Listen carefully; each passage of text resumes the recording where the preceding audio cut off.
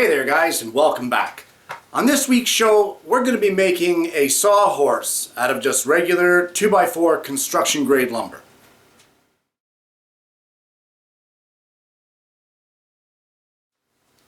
So sawhorses, there's one of those things that you think about or you see other guys using, but there's a lot of guys that don't really bother to make their own. And I'm telling you, if you work alone in your shop, a sawhorse can go a long way to giving you that extra pair of hands or freeing your hands up.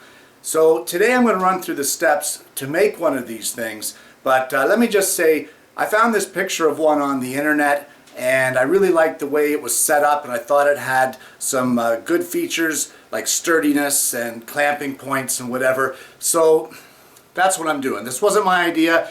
I'm going by a photo, and of course I'm just doing my own dimensions to suit my needs. So sit back and let's go through the steps, and we're going to start by cutting some parts. So for this project, it's pretty much going to be entirely made using the miter saw. And for the first step, what we want to do is we want to cut the legs. And for that, you want to set a 17-degree bevel on your miter saw. If you're not sure what that is, let me take you over to the saw and show you. So here we are at the miter saw, and for you guys that are just starting out, don't be discouraged if you don't know the difference in the terms. You'll learn that as time goes on. So let me just explain it to you here. This section here on a compound miter, this sets your miter. So if you want to cut a 45-degree angle or what have you, 22.5, it doesn't matter. You set it down here and that rotates your blade around this way. So you can set your miter cut, hence the name miter saw. However, a bevel is the tilt of your blade this way. And because in this project, because we want to cut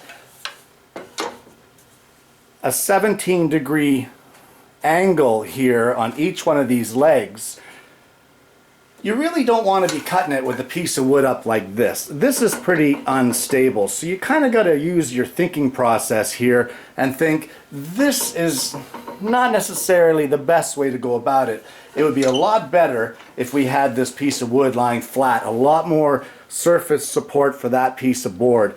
So we're going to tilt our blade to a 17-degree bevel, and what I'm going to do is I'm going to cut 4 pieces at 30 inches tall, and you want to cut the bevels parallel to each other. So one on this end, and then slide it down with your measurement, and then you want to cut the other one parallel to your first one at 30 inches. You want 4 of those.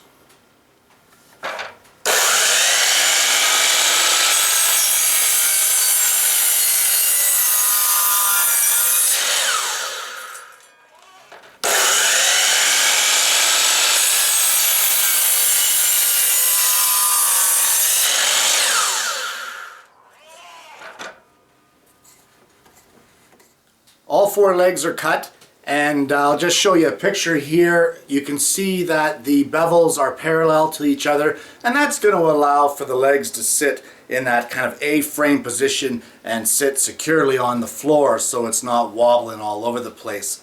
A lot better support. So we got the 4 legs cut, and now we want to cut some upright braces. So you want to cut 2 pieces at 16 inches long. So we're going to return the miter saw's bevel back up to 90 degrees, check it against the table of the miter saw for square, and cut 2 pieces of 2x4 at 16 inches long.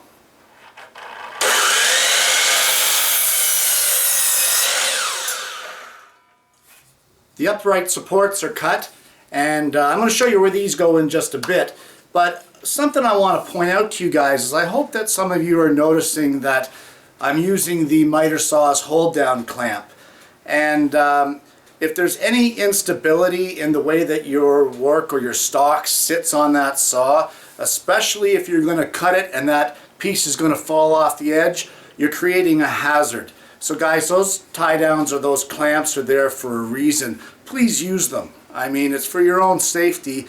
I know it's a pain in the butt and it adds time to your cutting, but use them. I mean, really. Like, don't cut corners. You're not in that much of a hurry. Anyway, we've got the uprights cut, we've got our 4 legs, and for my purposes on this Sawhorse, I need it to be 36 inches long. It's just a arbitrary number that suits me just fine.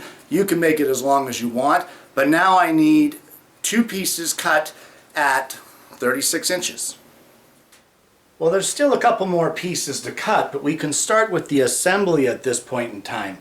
So we've got our 2 top surfaces here, the 2 pieces cut at 36 inches, and we've got our 2 16-inch upright supports. So what you want to do is you want to sandwich your upright supports in between your top pieces of your Sawhorse, just like this. Now, use a framing square to make sure that it's square to each other. You don't want this off like that. I mean, it would make for a pretty unstable Sawhorse. But you want to get it as close to square there as you can. And then I'm going to use some 3-inch wood screws and an impact driver. And I'm going to go corner to corner and then drive 2 in, and then on the opposite side I'm going to put 2 in, but on the opposite corners that I put these on, so we're not having screws hit each other in the middle, and that should give a pretty sturdy support here for these uprights. So let's go ahead and do that.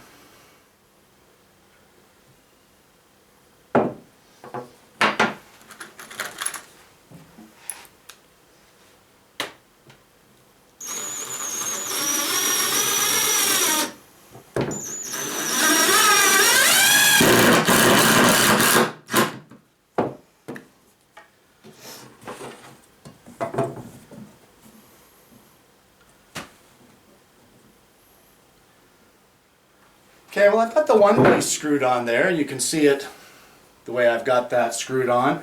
And you can also see here that I'm using some scrap 2x4s to support everything. That's just to give me, again, a couple extra hands to help me out. So at this point in time now, we're going to flip this over and we're going to attach the other side of the top support, which of course will go just like that. Now, we've gone through the trouble to make sure with the square that this is right on. We should be good just to lay this on, line it up, and blast some screws through it.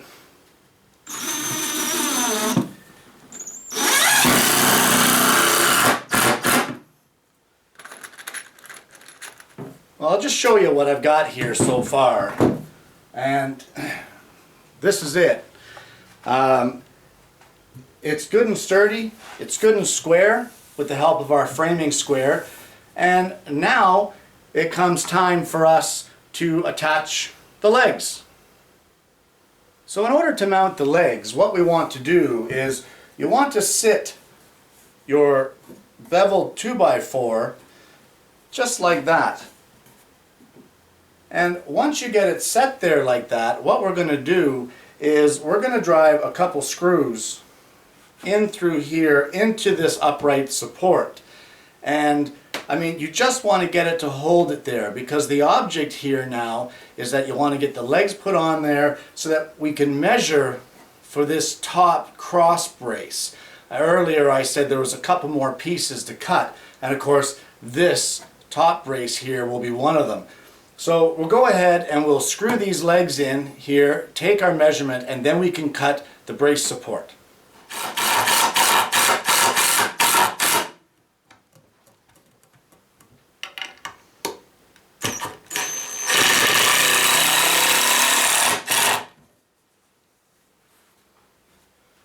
So you can see now what we've got here, and the measurement we want to take now is directly across here.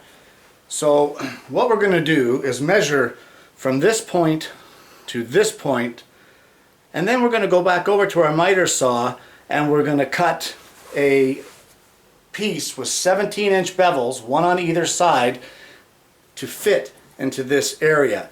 Now remember, for these brace pieces, your bevels are not parallel. In fact, they're opposite. It should be like this, not like this.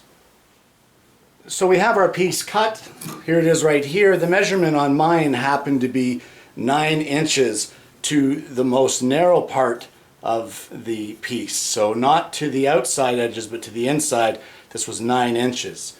So what we're going to do is we're going to cut 2 of these. We're going to lay them in place here, and we're going to put 2 screws down through here, and then 2 in through each side of that brace support. And that should align everything and pull it all in together really tight.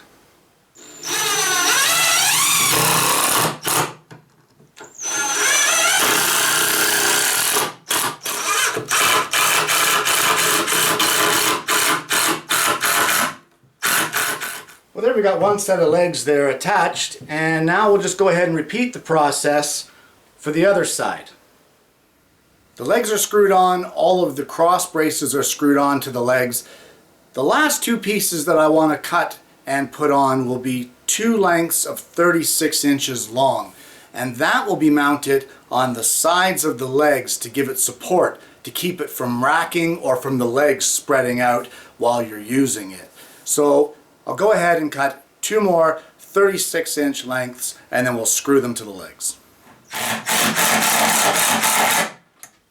And there you have it.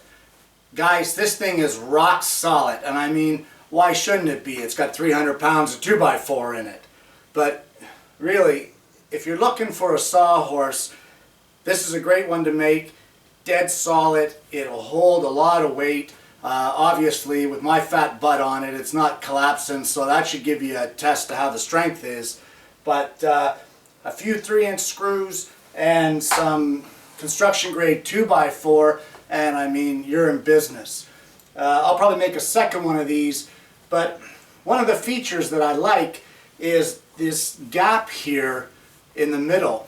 It really affords to put some quick grips down there and clamp your piece onto this Sawhorse or whatever. I mean, guys, you can make it as tall as you want, as short as you want, as long as you want.